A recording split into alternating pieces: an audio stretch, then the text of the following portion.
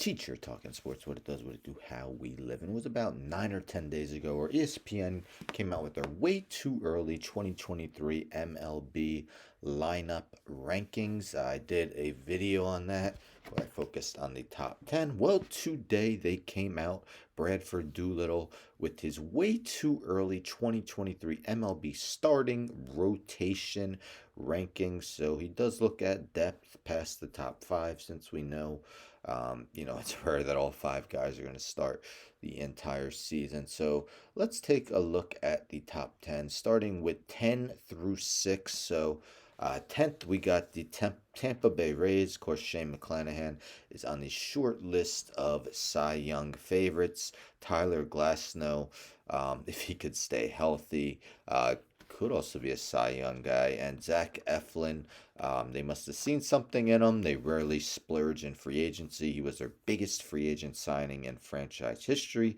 Ninth, the Los Angeles Dodgers. Julio Urias, Clayton Kershaw, Tony Gonsolin, Dustin May, and Noah Syndergaard. You wonder if he'll have like a Tyler Anderson like resurgence. Tyler Anderson was phenomenal for the Dodgers last year. It's 1 year with them. Can they pull likewise from Noah Syndergaard, who hasn't been the Thor we've seen with the Mets? Eighth, we got the Toronto Blue Jays. Of course, Alek Manoah, another Cy Young candidate. Kevin Gausman, one of the best pitchers in the AL, signed Chris Bassett. Jose Berrios, can he rebound from a down 2022?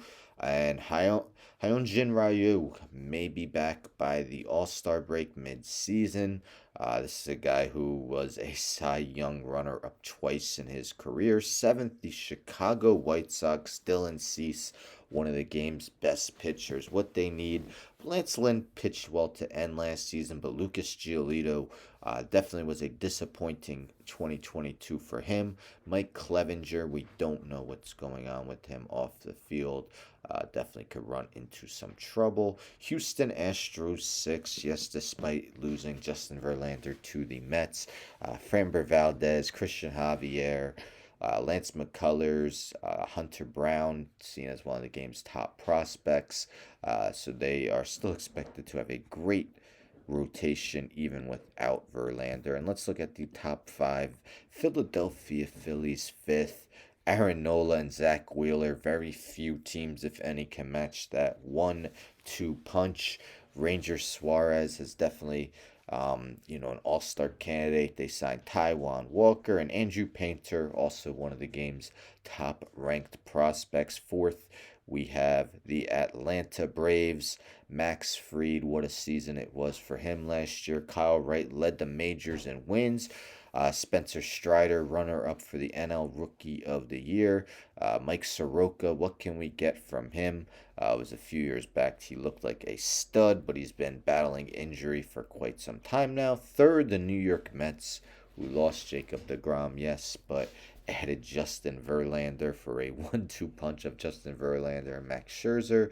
Yes, they may be a little long in their ages, but still probably two top 10 pitchers in baseball. Verlander, the reigning AL Cy Young. Jose Quintana, can he duplicate his 2022 after some very down seasons prior to that? And they sent Kodai Senga. Second, the Brewers. Corbin Burns and Brandon Woodruff probably be NL Cy Young candidates for quite some time. Freddie Peralta and Eric Lauer are two other excellent pitchers. Wade Miley had a pretty good 2022 and a good 2021 as well.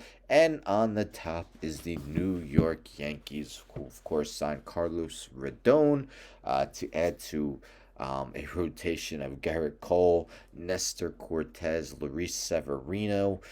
Can Frankie Montas look like the pitcher we saw with the Athletics? He struggled mightily with the Yankees, and we've seen Domingo Germán excel at times for the Yankees, so he may get some starts as well. So there's the top 10. I'll quickly name 11 through 30 in order. Starting at 11, we got Boston Red Sox. 12, Texas Rangers. 13, Miami Marlins. 14, San Diego Padres.